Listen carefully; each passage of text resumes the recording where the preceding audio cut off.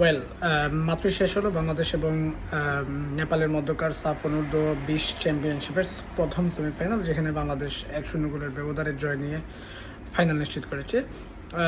যদি ফুটবলের score line শেষ পর্যন্ত শেষ কথা না হতো, তাহলে শুধুমাত্র ফেয়ার প্লে স্পোর্টসের জন্য বা ভালো খেলার জন্য ফাইনালিস্ট দলের নাম হওয়ার কথা ছিল নেপাল, কিন্তু সেখানে বাংলাদেশ প্রথমার্ধে একটা গোল দিয়ে লিড ধরে রেখেছিল 90 মিনিট পর্যন্ত, যেখানে আরও অতিরিক্ত 6 মিনিট সহ প্রায় 98 মিনিটের মতো ম্যাচ হয়েছে এবং বাংলাদেশ শেষ পর্যন্ত জিততে পেরেছে।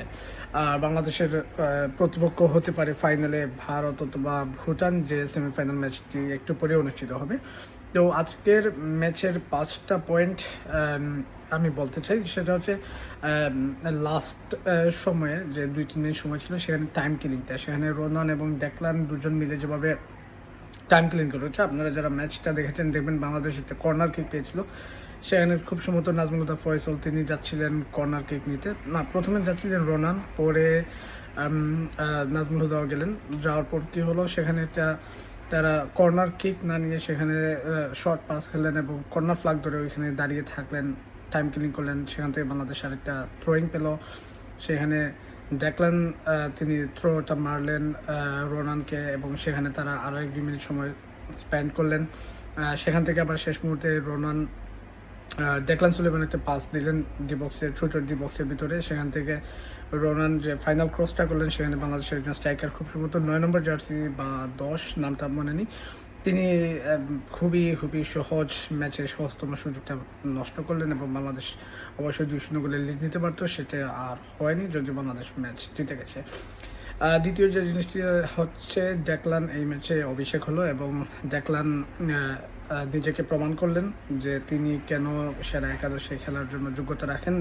লাস্ট যে তিনি 86 মিনিটে খুব সম্ভবত সাবস্টিটিউট হলেন, ম্যাচে ইন করলেন এবং তারপর আরও 6-7 মিনিটের মতো খেললেন, টোটাল 12 মিনিট, এবং 12 মিনিটে তিনি তার রাইট উইং ধরে যেভাবে তিনি ওভারল্যাপিং করে বলগুলো বের করে দিচ্ছিলেন, সেখান থেকে তিনি এটা প্রমাণ করলেন যে তিনি কেন ম্যাচে থাকার যোগ্যতা রাখেন।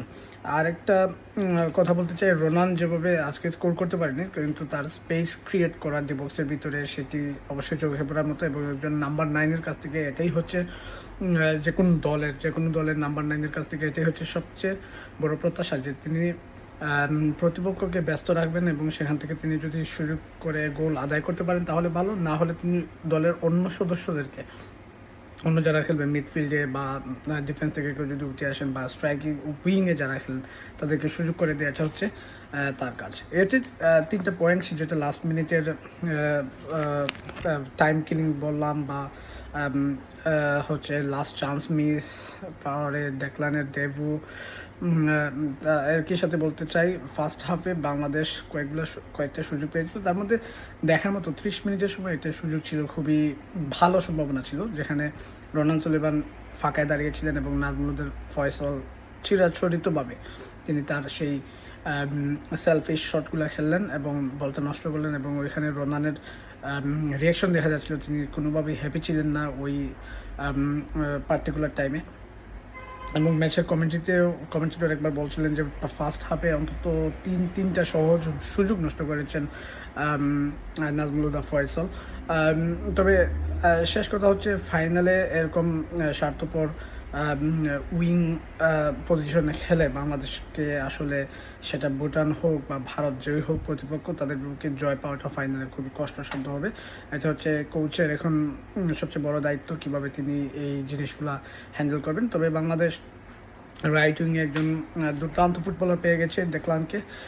এই টুর্নামেন্টে এখন পর্যন্ত ইব্রাহিম নাওয়াজের খেলা হয়নি, হোপফুলি তিনি খেলবেন এবং তিনি নিজেকে প্রমাণ করবেন। বাংলাদেশ সেপ্টেম্বরে খুব সম্ভবত এশিয়ান গেমস রয়েছে, জাপানে হবে, সেখানে রোনান ডেকলান তারা যদি সুযোগ পান নিয়মিতভাবে, ওই টুর্নামেন্ট থেকে বাংলাদেশের আসলে পদক পাওয়ার সম্ভাবনা খুবই কম। এখানে সব দলগুলোই অংশগ্রহণ করবে, এশিয়ার টপ দলগুলো। সো আমি মনে করি সেখানে অনূর্ধ্ব-23 দলকে না পাঠিয়ে এই অনূর্ধ্ব-20 দলকে পাঠালে হয়তো বা বাংলাদেশের জন্য এই দলটা আগামীতে আরও 2-3 বছর পর জাতীয় দলকে খুবই ভালোভাবে সার্ভিস দিবে, এই প্রত্যাশা অবশ্যই রাখতে পারি আমরা। এবং বাংলাদেশের দলকে অভিনন্দন তাদের ফাইনাল নিশ্চিত করার জন্য।